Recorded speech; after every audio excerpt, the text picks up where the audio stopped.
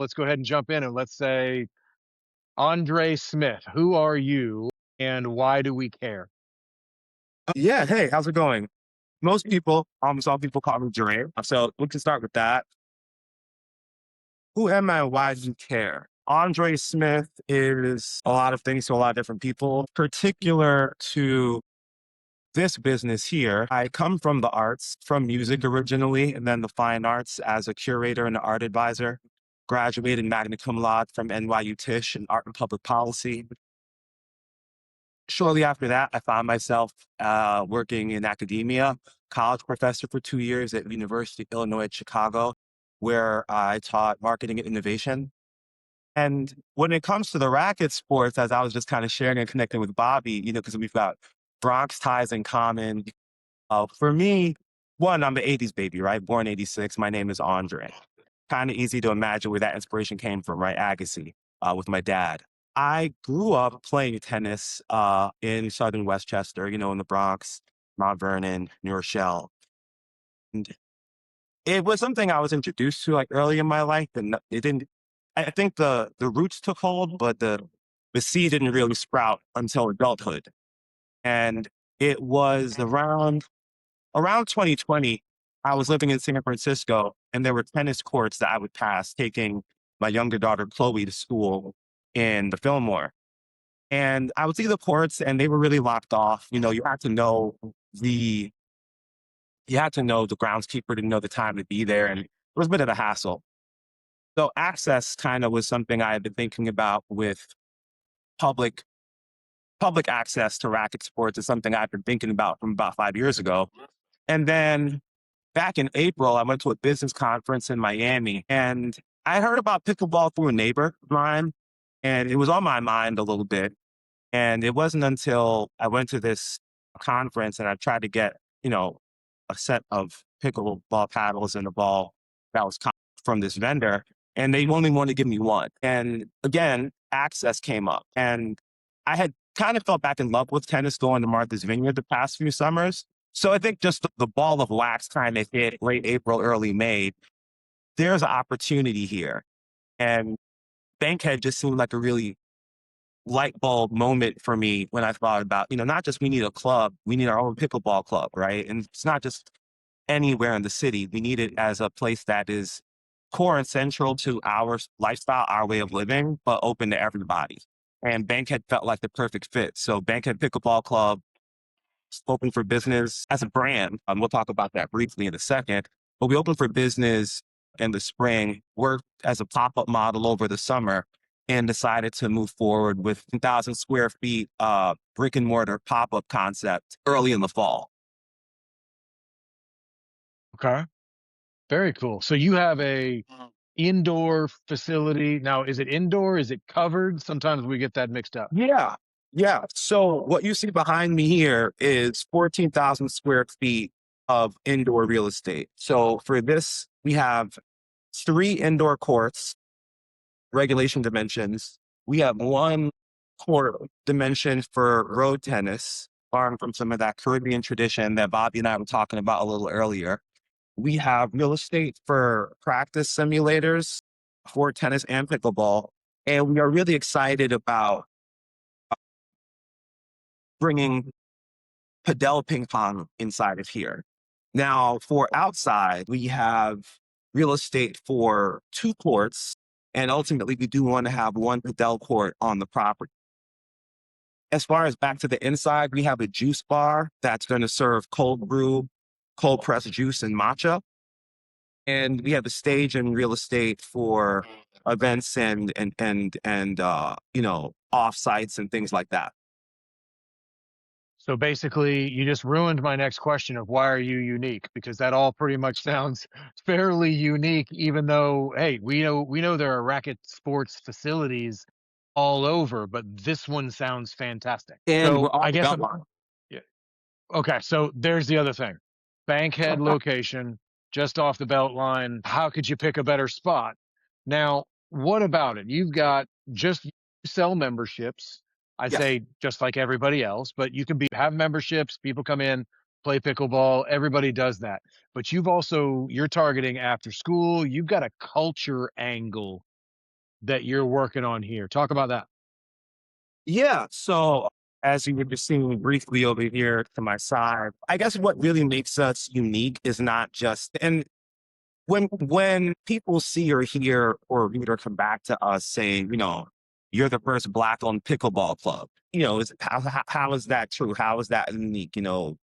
Where's the data on that? The data says that there is no, there are players in the mix like Blackout Pickleball, right? Black Girls Pickle 2, Black Pickle Alliance. And they do really amazing things, as affinity groups, as meetups, right? As operators that bring what they can do culturally, right, to a space. Bankhead Pickleball Club is a brick and mortar concept, first of all, right? So we're franchisable, right? That's number one. Looking to franchise in key cities and on college, universities, and campuses coming soon. More details about that later, right? But we also are a lifestyle and content engine, right? When you think about the Black effect in pickleball, right? You've got bookends, right? You've got Tyra Hurricane Black, right? And you've got Donald Young Jr., right? There's a lot of space between those two exemplars in the sport, right? There's a lot of space for people that come purely from pickleball, right? Possibly not coming from tennis previously, right? Or people coming from padel, right? Or people going from pickleball to padel, right? The physics are very different, so let's not under index on that, but the excitement and opportunities there. And I think that's something special when I think about identity representation, right? For little Black and brown boys and girls, right? Or Black and brown folks who are always kids at heart, right? Or getting older and looking for ways to stay fit and stay young, right? So for Bankhead, it's a lot more than, let's go international and do tours, but let's bring a local accent to a global language, right? Let's speak Bankhead, right, to racket sports, right? There is a way we celebrate. There is a way we speak. There is a interest in the music and the vibes, that inform how we play. And that's part of what makes us really unique, right? So there's that. And then to what you had said earlier, we also have the Youth Academy, right? Where we prioritize underserved kids and families, in the Atlanta metro area. So what makes us unique is really our ecosystem, honestly. And I think that's what makes us different from some of the other operators I saluted earlier. So I'm sure Bobby's first question, are you going to have music playing while everybody's there? I mean, you got to have if there's culture, there's music, right? Yeah, yeah. For us, because at the Bank of Pickleball, we are membership based, proud to pay, movement, right, as our business model. We definitely want to be as inviting and welcoming to all parties, interest groups, and stakeholders, right? What I like to think of with Bankhead Pickleball, right, is it is a unique and interesting and future facing way to export a unique piece of Atlanta to the world, right? And in doing so, it's more seek and you will find more than, sign instantly at the door. So yes, for core, hours of operation, when we fully come online out of the cold open and move into our grand opening phase, we will definitely have a house track or a house vibe. But what makes us, again, it goes back to what makes unique in the ecosystem, right? Is you're not just going to eventually find one single channel or track of playlists for Bankhead Pickleball on Spotify or whatever your favorite, music streaming source might be, right? You're going to find different channels and flavors of what we offer. So we're definitely excited about I guess you could call it the silent disco component to gameplay. So your track, your court, your time, your court, your partners, your track, or your practice session, your music, right? So again, coming to this as someone who comes from, strategy, having won awards in, the advertising space, previously with the Martin Agency and with Masterclass respectively, curating and personalizing with intention is something that I think, again, we could do really uniquely here, opposite other operators that prioritize more real estate and more courts. opposite a more unique and intimate experience for your time with us at the club. Unique and intimate. Bobby, you think that works? I think it's a great way to take it. Yeah. And Shaun, let me be clear. That was going to be my second question. My first question was because he brought up in his, where he's from. Are you serving Coke or Pepsi? Because you mentioned Mount Vernon. So you have, you've crossed paths with the competitors. Are you serving Coke Yeah. or Pepsi? You know, I went to Morehouse College, and I think even before Morehouse, I was really impressed with vanilla Coke um a a pivot or premium product that Coca-Cola introduced. I think that came out when I was around high school. I want to say maybe junior year of high school. If I'm dating myself a little bit, forgive me. But I have always, I think, been a fan of Coca-Cola and peanuts, right? Pepsi and salad. So I think it's probably gonna stay Coca-Cola. Keep it Atlanta in that way. Uh, yeah, I can't say I've ever really been impressed with like Pepsi work, if I'm being honest. I think it's the ad guy in me. I think Pepsi is a great reference point for how to do things better. I think their leadership has shown, how to be. I think Pepsi is cool for maybe how they take accountability, for when they get things wrong with leadership. I think at the end of the day, I want to be a proof of concept, a proof case for how to get it right, rather than like any type of uh, business seminar reference for, what you can learn from, right? Learn from me measuring 9 times and getting it right by cutting one time, rather than cutting instantly and hoping I can get 9 edits to fix it. I don't want to date myself, but I lived through Coca-Cola changing brands and Pepsi almost killing Michael Jackson. So that's how old I am. So, Dude, I was just talking about Michael Jackson and how Pepsi owes him an apology just the other day. That's crazy. I mean, it's sad, How but I mean, often does that come up? that started his pain killing addiction. So, I mean, it's Well, tragic. spinning it back to pickleball, spinning back to how I try to, Good, good. We got way off there for a everything. second. What I try to remind people that look like me and even people that don't look like me, right? When they're like, why pickleball, why Bankhead? What I say is pickleball is great for the cardio, right? It's bad for the cortisol, and that's good for people like you and me. And what I mean by that, beyond the obvious is, well, one, cortisol is not so obvious to people. There are a lot of people who don't know, the things back to Michael Jackson, right? And pain management, right? There are a lot of people who are unaware, right? Or uninformed about what's actually hurting or paining them or, keeping them in a place of discomfort. Staying in a place of discomfort leads to being content with suffering, right? And a great way to alleviate that, right, is finding a healthy habit, right? And I definitely don't fault people who phrase pickleball as being addictive. Certainly is, right? In a Trust good me, I way. mean, myself, building a whole business out of this. Bankhead Pickleball Club is an APX project, right? So coming back to, brand purpose and strategy, right? But it's definitely bigger than that, as I mentioned, because there's a whole bridge over to public health. And the bridgeway for that is identity and representation. So there might be some people that come across a Carvana or Humana sponsored pickleball tournament, singles or doubles, what have you, right? And they see people getting out this aggression and having a great time and getting healthy and, being like, right, digging in the kitchen.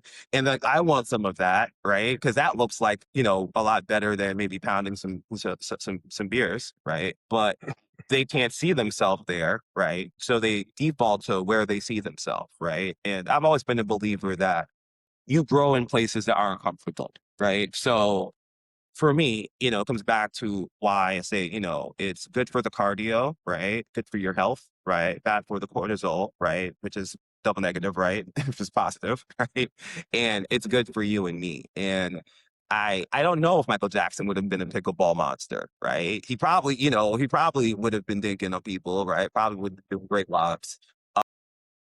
Because I think that, you know, It's funny that you mentioned Michael Jackson. The other reason why I thought of him in Pepsi was I was watching the Vince Staples show on Netflix. I'm so happy season 2 is out. I love Vince. If you don't know who's, if you're like, who's Vince Staples, that's kind of the point. So for those who know, LOL. But what his mother said to him in a car rental location, the whole scene set up, and she reminds him like, hey, people want to see you be Jermaine, right? Don't be Jermaine, baby. Be Michael, right? Like, don't fall short, don't succumb to, outside pressures, kind of follow your true north, follow your star, follow your purpose. And I think that there is a lot of room and real estate for young people to unlock, some healthy purpose in themselves, right? With a sport like pickleball.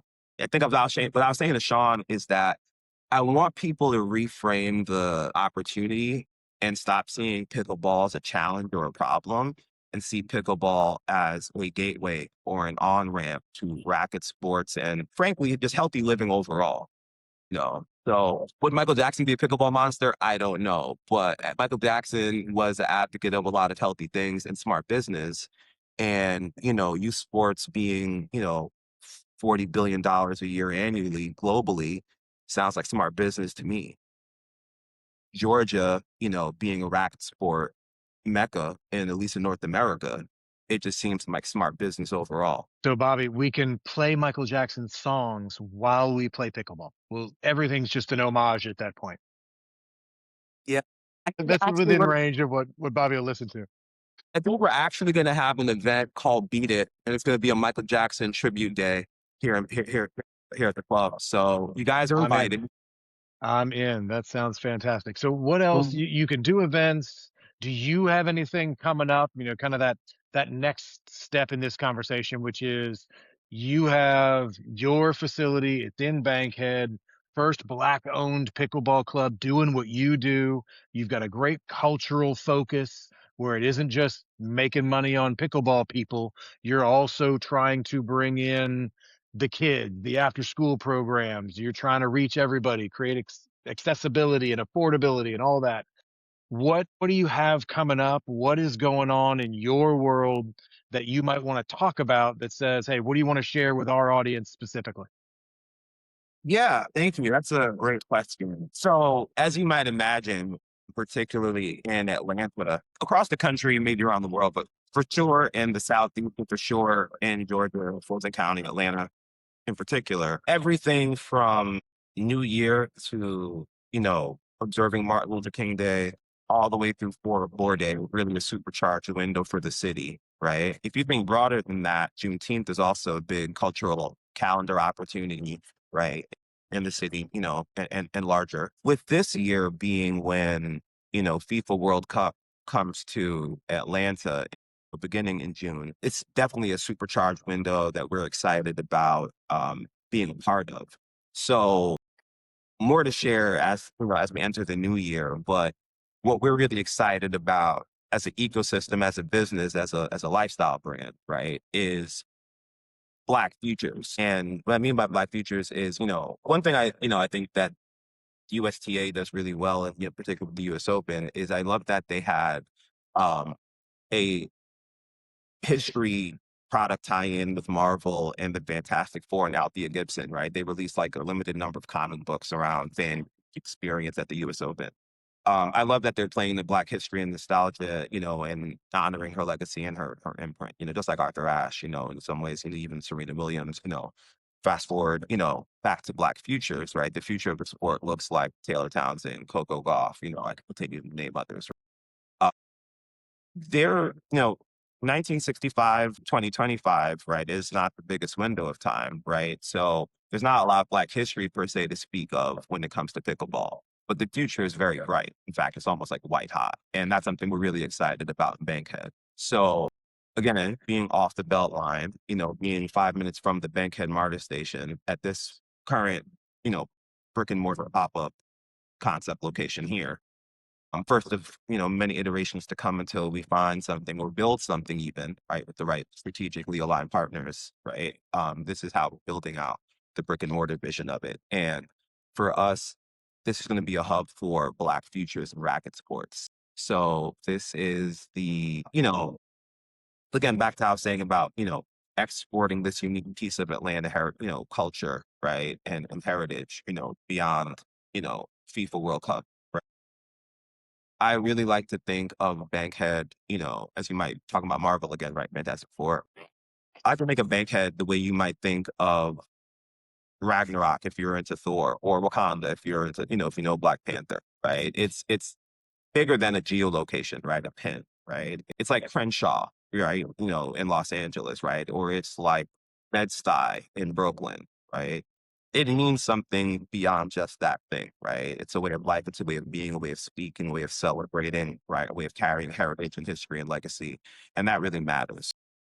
For us, looking at the future of racket sport, right? With Bankhead Pickleball, what we could do uniquely as a piece of that is what we're really excited about. And that's what we're building our programming, through Q2 of next year around. Love it. And we are excited to talk about it, excited to be a part of it whenever we can. I'm looking forward to seeing the facility itself in person. Bobby, you got anything else for Dre before we hit him with King of Pickleball? I want to hear the king of pickleball. We can jump right in. So, Dre, I'm just so used to calling you Andre because that's just how you were in my phone for so long. I don't know that I can make the switch. So I apologize if I'm back and forth on It's that one. so easy. But You're just losing letters, it's not for me because to me you're Andre and you always will be. Well, Yeah, Andre, I got Andre to make goes the to text. Well, that you're not wrong. So that's okay. okay. So when I say dear Andre in the letters, yeah. Yeah. Yeah. All right, but Dre, Right. Hey, you write, hey, Dre, when you text me, so you got that part going for you. You just got to, bring the rest of it over. But I I've been practicing. yeah, and I've been practicing too. This is kind of like Dacis and Miro with like, what do you want your neon sign to be, right? R.I.P. Viceland TV when it was good. But I did do some homework on the closing question, right? If I were the king of pickleball, right? And it goes, if I were the king of pickleball, what would I want, right? Or what would be my first order of business? If I, as the founder and chief strategy officer of Bankhead Pickleball Club, were king of pickleball all around the globe, I'd want to first order of business as I sat on the throne of swords, or paddles in this case, right? Or carbon, would be on the carbon throne. I would want to prioritize private and public partnerships. I want to do this for two reasons. Reason one, I want to democratize access to the sport. Like I was kind of teasing at it earlier, pickleball is not the problem. Pickleball is really the gateway, right? It is a low barrier to entry, m- easily easy to access for a multi-generation game that opens up your mind and appetite and flexibility for all types of racket sports. I want to follow, smart models, right, for how to do this, because I don't think it helps anything that we add pickleball lines to proper tennis courts. It takes tension to get attention, but not all tension is good, right? That's what a smart king realizes. We got some attention, right? But we need to move that attention to a dedicated space, right? To alleviate that tension, right? For unity and community, right? That's how we get to the commerce, right? There's more money to be made finding smarter ways to pair the sports rather than trying to make a sandwich out of them. Okay, so question to democratize access. Are we just saying we need free or cheaper? Is that all that means, or is there something more complex about it? So this goes back to private-public partnerships, right? There are tiers to smart, scalable business works in tiered models, right? There should be open, free to play. There should be smart premiums added on for those who want to pay for an elevated experience, right? And then there should be league level, champion level, big visibility, stadium level that is open for all to find a level or a price that they are comfortable with supporting or participating at. I think that's smart business. I say this because, where we are located in Bankhead, we share real estate with, Village Skate Park, for other business concepts out here like Bonfire ATL or Atlanta Indie Market, you know, Shutter Space, if you will, Atlanta Forest Projects, right? Keith Parts. We have neighbors, right? So we have to think in the community way.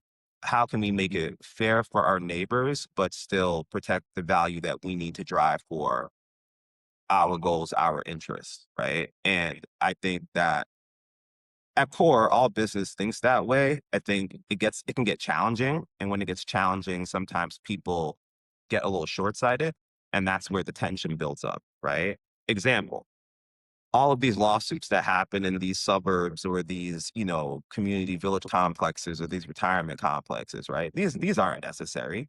They just have to find a different way, to make the community work.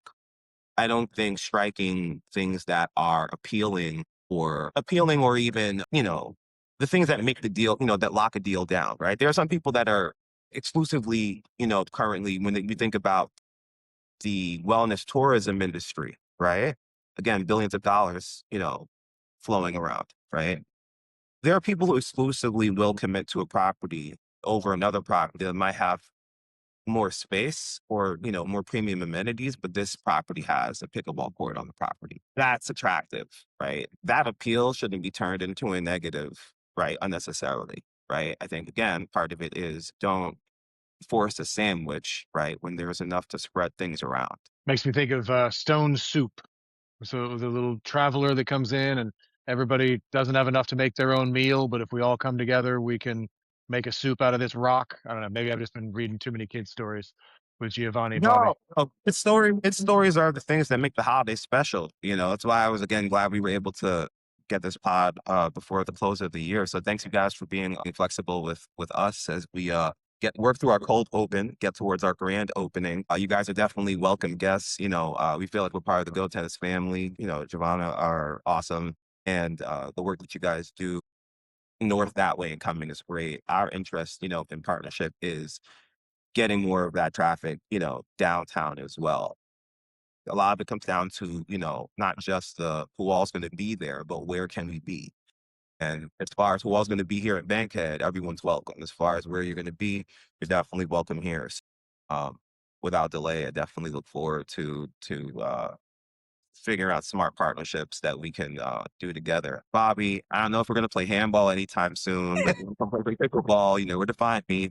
And I definitely want some, it's always good to feel, I don't get homesick because I really, I'm bi-coastal between San Francisco and Atlanta, even though I spend most of my year here in Atlanta. But I don't get homesick for New York too often because I have to fly up there for family. And when I do, I always conveniently, come across someone from the Bronx. And today it just happened to be that day and just happened to be you, man. It's making this podcast episode even more special. You fixed my homesick, so I appreciate it. I thank you. And I'll tell you what, I love the concept of what you guys accomplished or what you talked about because it brings me back to when I started to play tennis.